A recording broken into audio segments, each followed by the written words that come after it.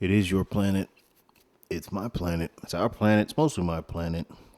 And you know, the thong song is in heavy rotation on this planet, baby. Planet Hog coming back at you. Yes, indeed. I am happy to be with you on a beautiful Sunday fun day. Man, yesterday I was up here just kind of, what they would call puttering about. Just trying to get a head start on some things, so I don't leave y'all hanging this week. I don't really know what the week has in store, but we will see. Anyway, the lady was downstairs cooking up a storm for one of her friends. Had a viewing or funeral or something, and she was just kind of getting some stuff together.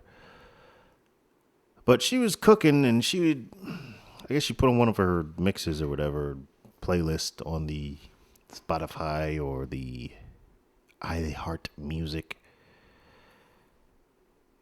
But there was a nice little set. The thong song was on, and then Return of the Mac was on. And I mean, Return of the Mac. When you hear Return of the Mac, how does that not put a smile on your face?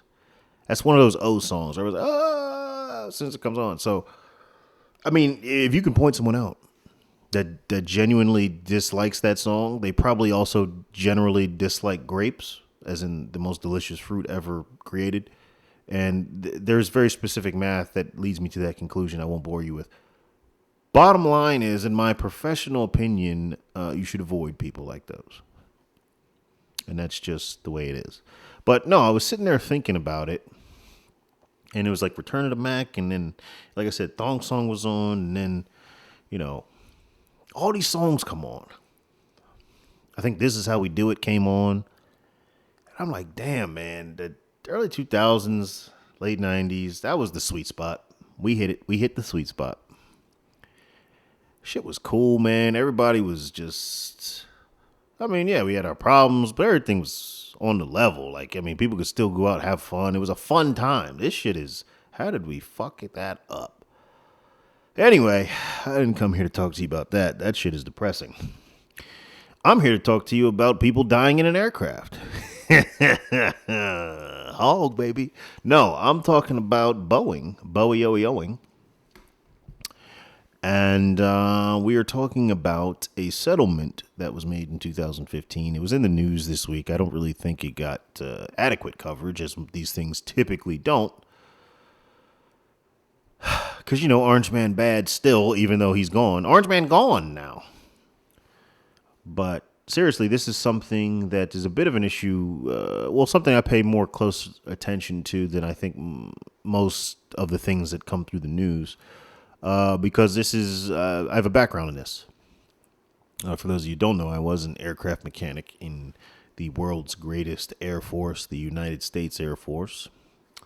And I actually worked on a Boeing airframe. So there you go. But anyway, we are on the Chicago Tribune's website. And today we're going to talk about this Boeing settlement, the implications of it.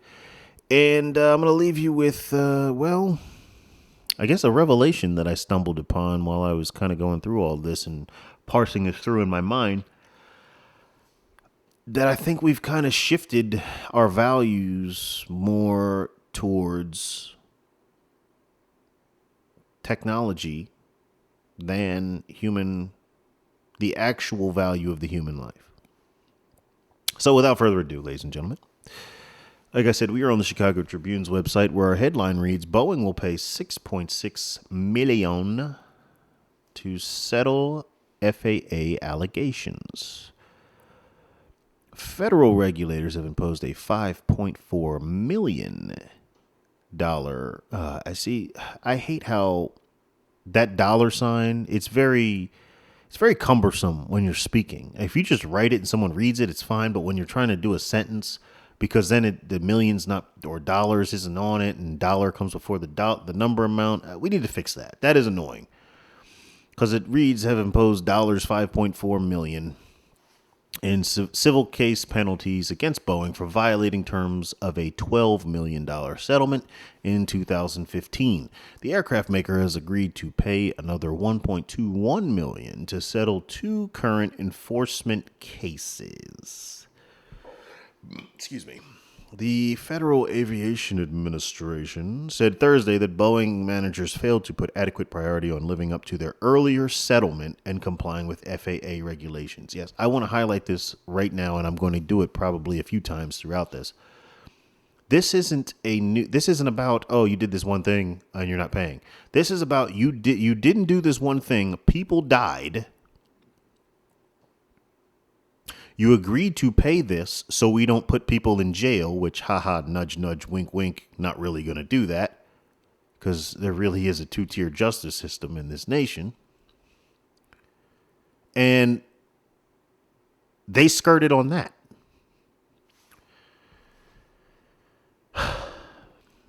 Under terms of the previous settlement, Boeing can't appeal the new penalty, the FAA said. This is merely the latest brush with regulators for Chicago-based Boeing. In January, the company agreed to pay $2.5 billion to avoid prosecution. That's one of my favorite Donald Trump words. I love hearing him say trillion. It just rolls right off. Trillion, just trillion. By the United States, I'm getting back into it. In January, the company agreed to pay $2.5 billion to avoid prosecution by the U.S. Justice Department for defrauding the FAA during development of the 737 MAX. The airplane that was involved in two crashes that killed 346 people. Boeing admitted that two former employees misled the FAA about a key flight system implicated in the crashes. Okay, couple of things there. They got paid, and this is why I said it's representing a paradigm shift. We're just going to pay this to avoid prosecution. And like I said, I'll get on that later on. Right now, I just kind of want to set the table. So they had two former employees that misled the FAA about a key flight system that ended up being the reason for both crashes. And most people would want to throw the book at these employees. They do deserve some sort of consequence for their action. Absolutely. And I'm sure they're not getting a job in flight maintenance anytime soon. Because when you're attached to a crash is a very, very, very, very bad thing. I mean, it seems somewhat obvious, and it is. But for the inside, like, for example, when I first got in to the what they call the working man's Air Force, when you're done with all your training and they say, okay, get out there and make us proud. There was a crash within a few weeks or within the first month of me joining my unit. And man, you want to talk about, I mean, there were some assholes in there that could pop some diamonds when it was all said and done. They go through every single form, every single flight log. If you took a shit on that airplane, someone's interviewing you. So that's not to say these guys haven't gotten whoever these two former employees are. But my mind immediately goes to, with the experience that I've had, nobody makes that decision by themselves. There's usually somebody above them saying, hey, well, I'll give you an example. When we need to fly, there's always somebody that's going to say, hey, we need, but that's, I'll leave it at that. There's always a but person. And on the outside, that voice is much louder because in the military, there's the way more stringent protocols for flight and safety and what must be done. And those rules are a lot more rigid. On the outside, it's about money. So there's always somebody saying, yeah, but we really need to fly, so make it work. So I don't like that these two guys have just basically been thrown under the bus, because I'm willing to wager this was not their decision of their own volition without any kind of influence. Anyway, moving forward, terms of the latest agreement between the company and the FAA were reached in late December, according to the agency. Quote, I have reiterated to Boeing's leadership time and again that the company must prioritize safety and regulatory compliance, and that the FAA will always put safety... I'm having that aversion. I'm sorry, I'm having that reaction when I'm reading bullshit. Sorry, hold on. All right, I'm there. I've reiterated to Boeing's leadership time and again that the company must prioritize safety and regulatory compliance, and that the FAA will, here it comes, always put safety first in all its decisions. Okay, got it. FAA Administrator Stephen Dixon said in a statement, look, the reason why this is setting off my bullshit alarm is because, so let's talk about, let's once again juxtapose the military and the civilian side of flight. In the military, there are certain conditions in which your aircraft is grounded, period, until we figure out what's going on with it. And in certain conditions, it can be impounded to the point where nobody is even allowed to get on it when it's on the ground, and it's being watched by military police and all this other stuff. Because now there's something really serious, and we need to track everybody that's on it, everybody that does anything, because we need to basically control what's happening with this aircraft until we figure out what's going on. Okay. On the outside, the dollar bill rules all of this. So with aircraft, there are inspections, and those inspections are typically, yes, you have some unscheduled inspections, but most of those inspections are usually tied to either a time frame in engine hours or a specific action, like a flight has happened. So you will have an after-flight inspection or a through-flight inspection. Well, on the outside, like I said, the dollar bill rules. So there are times when an airline can say, okay, yeah, we have this inspection due, that the engineers of this aircraft said, hey, as the person who made this knows everything about this, yeah, it needs to be fixed at this time. Well, the airliner can say, it's Christmas. We need to make money. It's Thanksgiving. This is our busy season. Spring break's coming up. We really want to capitalize on that. So then they just appeal to the FAA. Hey, can we push this? Can we kind of move this inspection, because we have to make money. And the FAA said, submit it in writing? Yep. Yeah, okay. But you have to get it done at this time.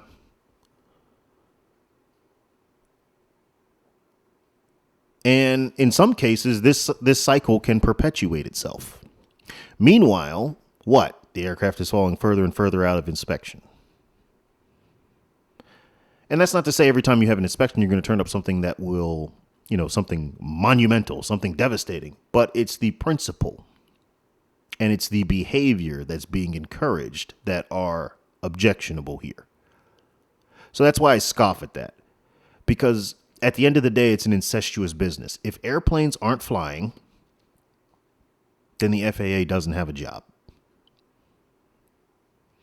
And as soon as I realize that the government, and the great Thomas Sowell has said this, the government has its own agenda. A lot of these different agencies have their own agenda. And if they happen to coalesce with public good and the interests of the public, fantastic. You get a promotion. If they don't, oh well. Moving on. The two new enforcement cases for Boeing, for which Boeing will pay $1.21 million, involved a program under which Boeing employees conduct safety assessments on new planes on behalf of the FAA. There you go. Not even a fucking sentence later, after we always put your safety first in all our decisions. So you're putting our safety first by telling the company who created this aircraft that wants this aircraft to fly that they can conduct your inspections for you. In one case, the agency said Boeing, quote, exerted undue pressure or interfered with, end quote, those employees at a plant in South Carolina where the company makes its twin-aisle 787 plane. Huh. Exerted undue pressure. Kind of sounds like something I just said. Hey, we spent a lot of money on this. We didn't spend all this money for it to lay on the ground. Let's get it up in the air. Oh, what's that? Yeah, they'll get around to that. Don't hold it up for this. In the other related case, Boeing had those employees reporting to the wrong managers. Okay, that sounds like retroactive framing. And becoming subject to pressure or interference in connection with aircraft inspections. There you go. There you go. It's almost like I had an idea of what I'm talking about here. Last August, the FAA proposed civil penalties totaling $2.5 million for those two cases. It is common for airliners and aircraft manufacturers to negotiate reductions in proposed FAA fines. Okay. And there you have it. And there you have it. So I also did some digging because as we were reading, I don't know if you caught, but they alluded to the 2015 settlement. And of course, this will all be in the description for you to peruse at your leisure. But sparing you the details, this is all stemming from an incident in 2015 that was alluded to where the people died. And these subsequent fines are just them not complying with that judgment. So we're not learning the lesson. Why? Because the lesson is all I have to do is pay. I don't have to listen to you. I don't have to fix the problem. I'll just throw money at it. And you'll shut up. And people won't know because people don't read. And the machine will keep on turning. But anyhow, both of these articles will be in there for you to peruse.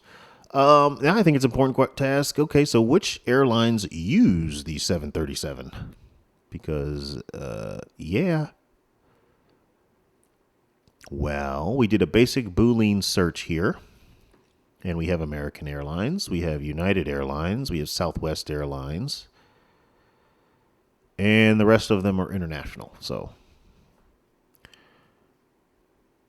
it is, if you fly into those airlines, there's a chance. But anyhow, now I want to tell you why.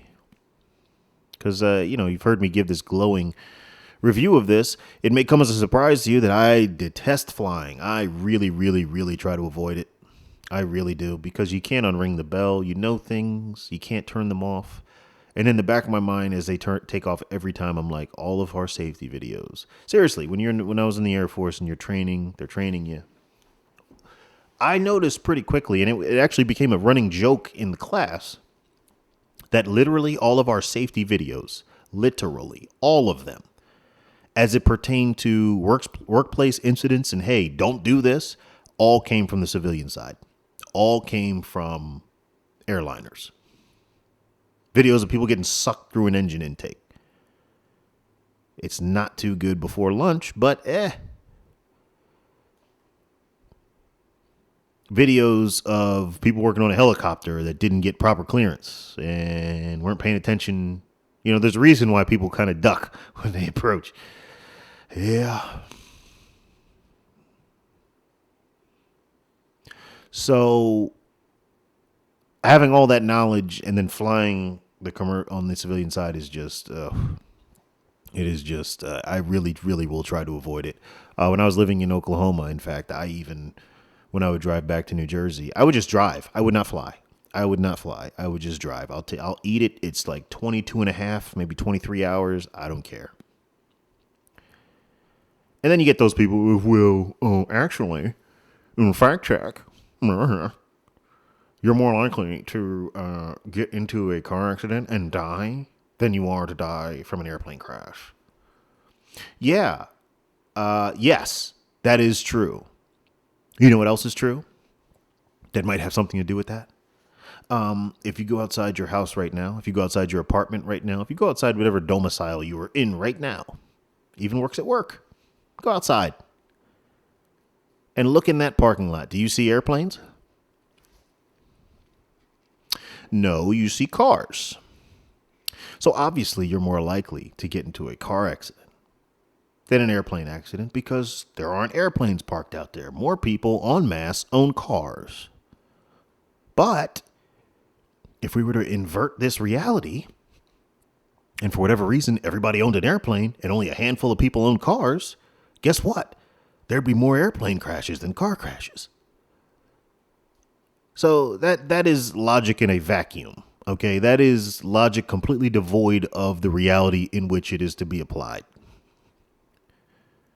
The other thing, for those people with those puckered assholes who want to say that, actually, you're more likely to die in a car crash. You're actually more likely to get into a car crash. Okay. But you know what else you're more likely to do with a car crash? You're also more likely to walk away. Because if you get into a plane crash, you're dead. That's it. Unless you are like Bruce Willis in Unbreakable, you're dead. And even that was a train. Even they knew there was a limit. I don't know if people will go with the plane crash. Let's just do a train. Okay. The only person I know who survived a plane crash was Ric Flair. And it would be him. If it were anybody, right? It would be Ric Flair. He probably just popped out of the flames with his sequin robe on. Woo! But, so I will take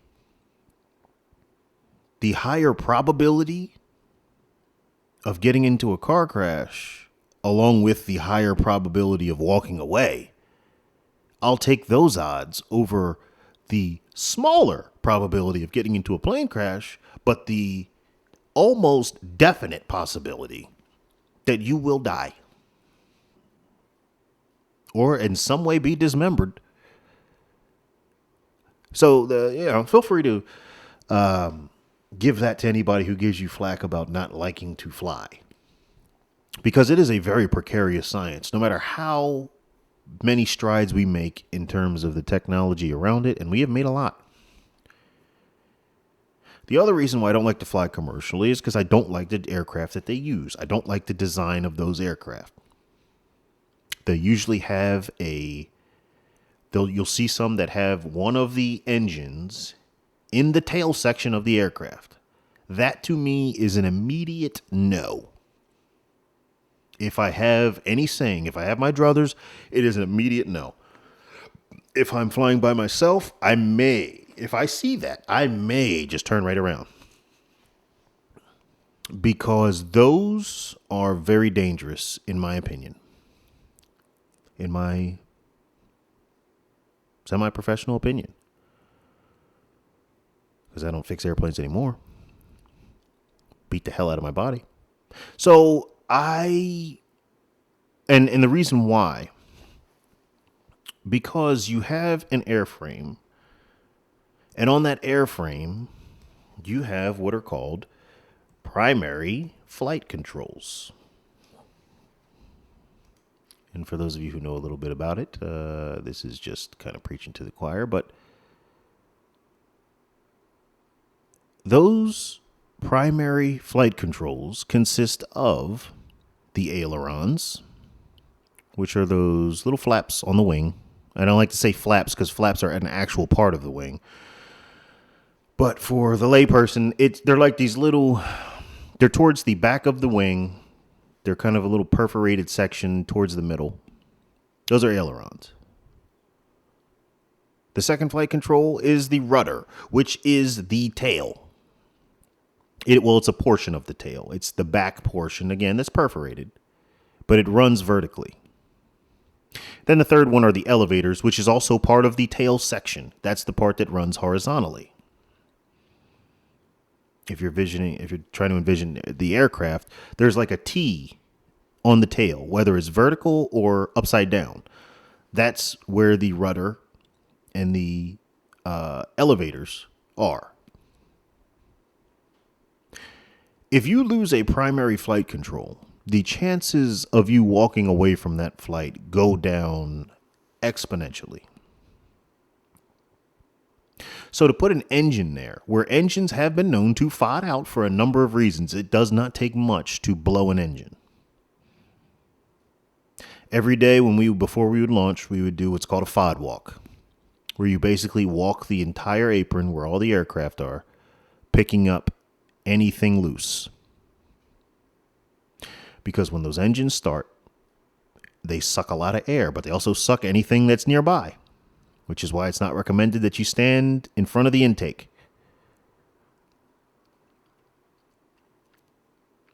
25 feet on the civilian side, and I think it's 50 in the military, if I'm remembering correctly. And even that shows you the difference. Where civilians say, 25. Military says, no, 50. So anything that gets sucked in could blow the engine out. Well, if that engine's on a wing, it's a big deal, but it's not as bad if you lose part of the entire tail. Because when those engines explode, we're not talking about a can of soda here.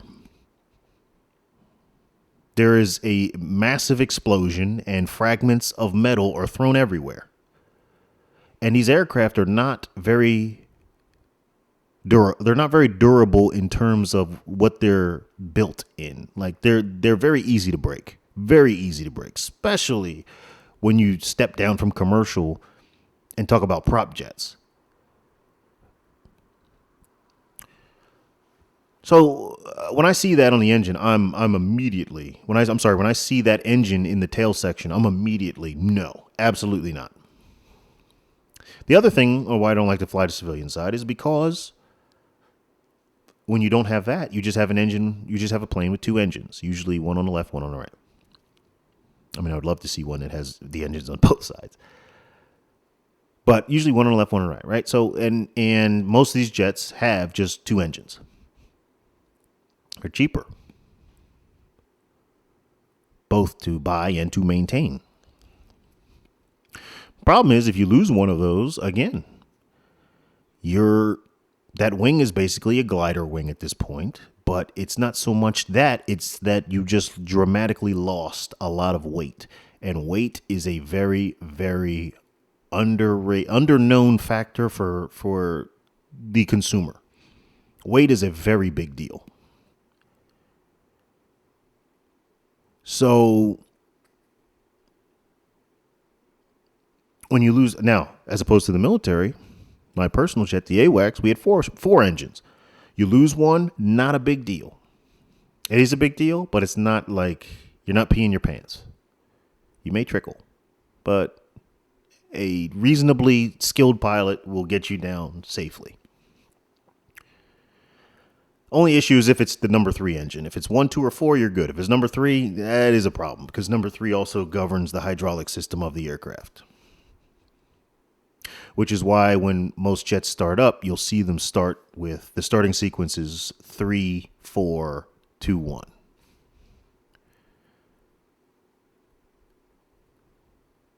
And for you enjoying the flight, 3, 4, 2, 1.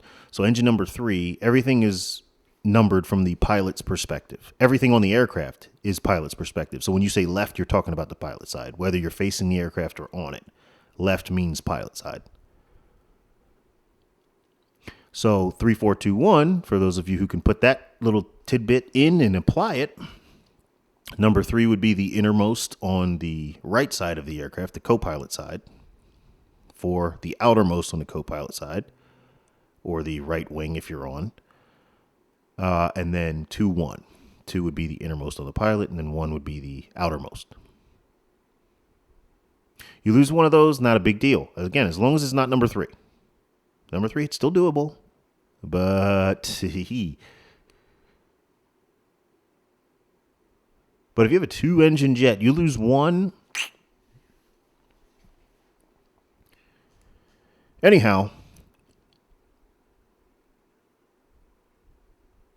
this kind of, and I started to talk about this a little bit earlier, about how the paradigm shift in terms of what we value. I could remember a time where if you had a defective product, because I'm not that old, I'm 35. Like I'm getting there, but I'm not that old yet. So I can remember as a kid when you'd have some things that were defective, because, it's not perfect. People aren't perfect. But I'm talking about the action the company takes. They would just completely discontinue the product, or at least do us the courtesy of rebranding it as something else several years down the road after they fixed it. And there was usually some big apology the company spokesperson would get before the camera, or the owner of the company. I'm so-and-so. I'm Patrick Kilkenny of Kilkenny Toys. And it's come to our attention that recently there's been a rash of prepubescent boys being electrocuted using our new super-powered, electronically arced super soaker.